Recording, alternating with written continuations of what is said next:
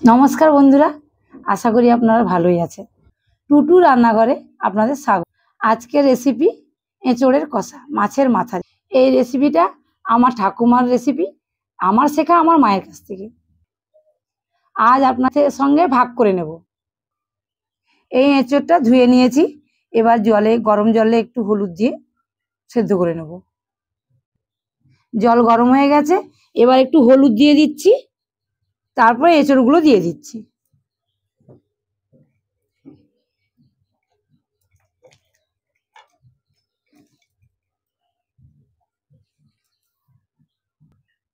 এবার 25 মিনিট মতো সেদ্ধ করে নেব।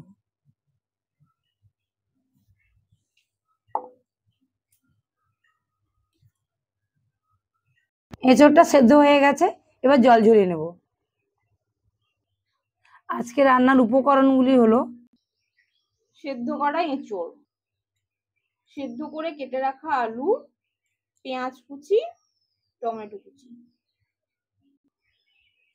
মশলার মধ্যে নিয়ে নিচ্ছি আদা বাটা, রসুন বাটা, হলুদ গুঁড়ো, লঙ্কা গুঁড়ো, কাশ্মীরি লঙ্কা গুঁড়ো, ঘি, চিনি, লবণ, দই। এবং গোটা মশলার মধ্যে নিয়ে নিচ্ছি এলাচ, লবঙ্গ, দারচিনি, তেজপাতা এবং শুকনো লঙ্কা। আর নিচ্ছি মাছের মাথা, এটাতে নুন হলুদ মাখানো আছে। কড়াটি গরম হয়ে গেছে, এবার তেল দিয়ে দিচ্ছি।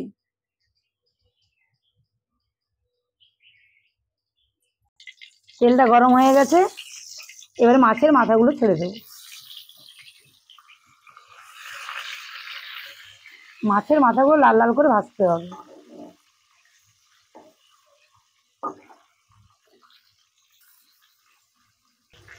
মাছের মাথাগুলো একটু ভেঙে নিচ্ছি, ভাজা হয়ে গেছে তাই ভেঙে নিচ্ছি।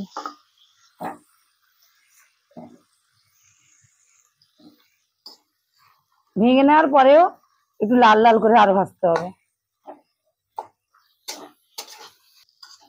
সাবধানে করবেন, তেল যেন না ছিটকায়। মাছের মাথাটি ভালো করে ভেজে নিয়েছি লাল লাল করে, এবার তুলে নেব।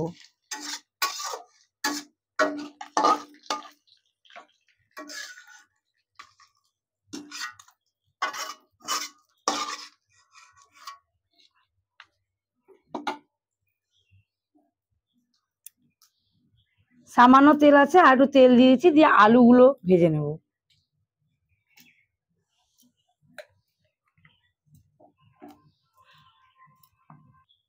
আলুগুলো আগে থেকে সেদ্ধ করে কেটে রাখা আছে, এবার আলুগুলো ভেজে নেব।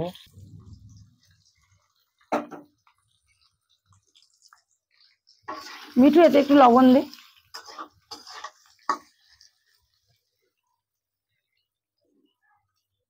ঠিক আছে, আলুগুলো ভাজা হয়ে গেছে লাল লাল করে, এবার তুলে নেব। তারপর এঁচোড়গুলো ভেজে নেব।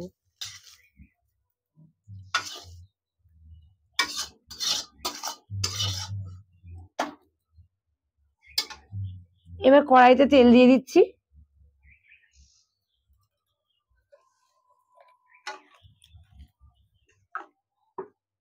এবার এঁচোড়গুলো ছেড়ে দিচ্ছি ভাজার জন্য।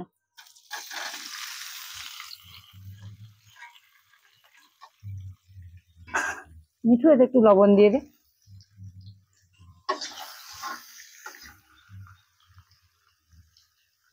আরেকটু।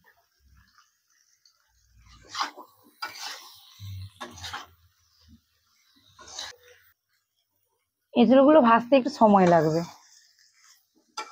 লাল লাল করে ভাজতে সময় লাগবে। এঁচোড়গুলো এবার লাল লাল করে ভাজা হয়ে গেছে, এবার তুলে নেব।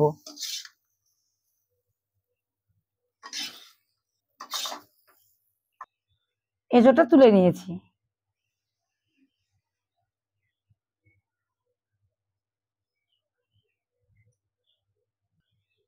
এবার তেল দিচ্ছি, মশলাগুলো পরপর ভেজে নেব।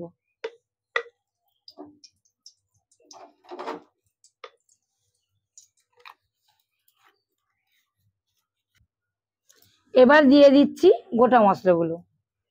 শুকনো লঙ্কা, তেজপাতা,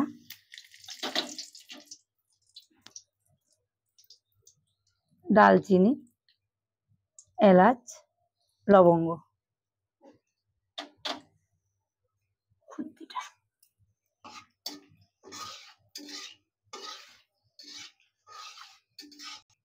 গোটা মশলাগুলো ভেজে নিয়েছি, এবার দিয়ে দেব রসুন বাটা, পেঁয়াজ,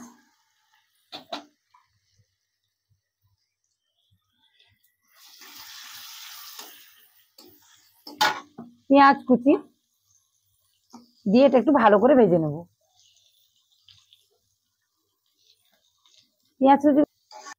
পেঁয়াজটা ভাজা হয়ে গেছে, এবার আদা দিয়ে দেবো।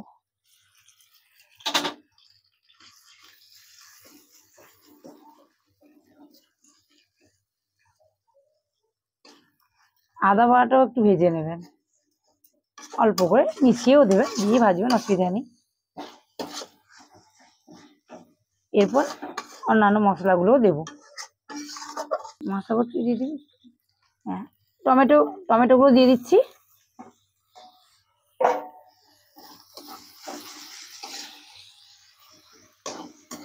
এবার পরপর মশলাগুলো সব দিয়ে দেবো।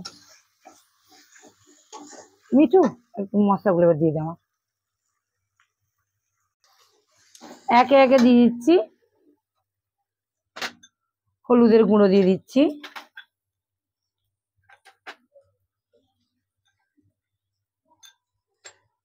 লঙ্কা গুঁড়ো দিয়ে দিচ্ছি, কাশ্মীরি লঙ্কা দিয়ে দিচ্ছি,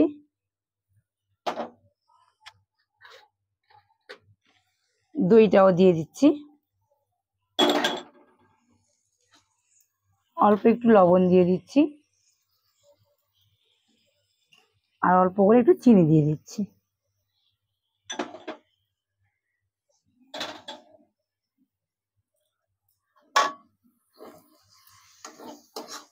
এবার মশলাগুলোকে একসঙ্গে তৈরি করে দিচ্ছি।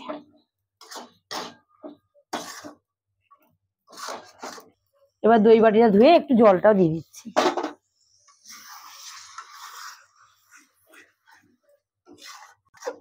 তেল ছেড়ে এসছে, এবার দিয়ে দেবো একে একে এঁচড় দিয়ে দেবো,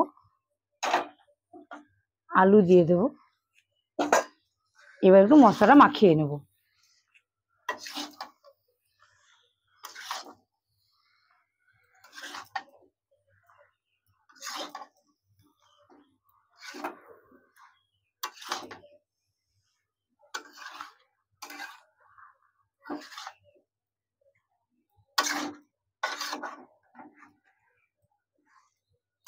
মশলাগুলো মাখিয়ে নিয়েছি, এবার একটু জল দেব।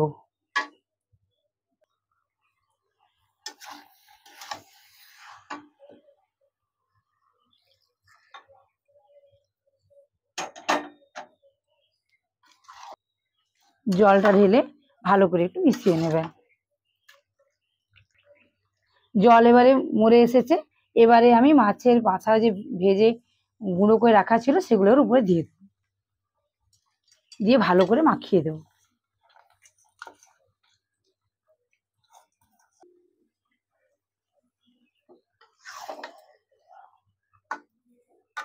এঁচড়ের সঙ্গে ভালো করে মাখিয়ে দিচ্ছি।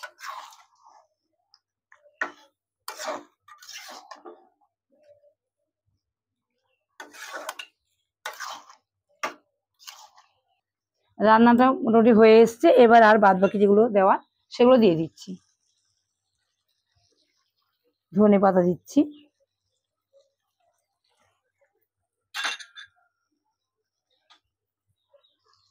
গরম মশলা দিচ্ছি,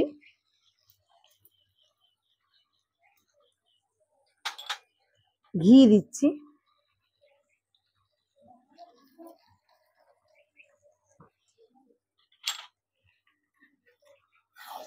এবার তরকারিটা একটু ঠিক করে নিচ্ছি, উপর নিচ করে নিচ্ছি সব মশলাগুলো।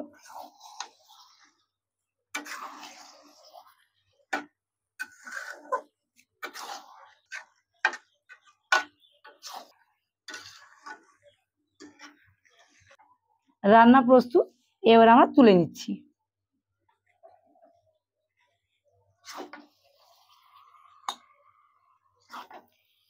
এইটা খেতে খুব ভালোবাসে আমার ছেলে।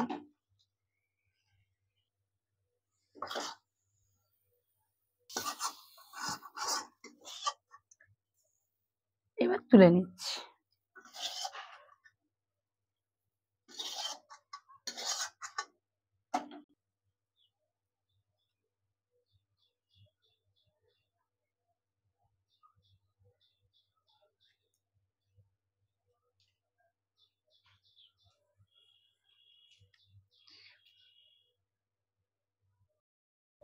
দিদি তরকারিটা খেয়ে বলো কেমন হয়েছে।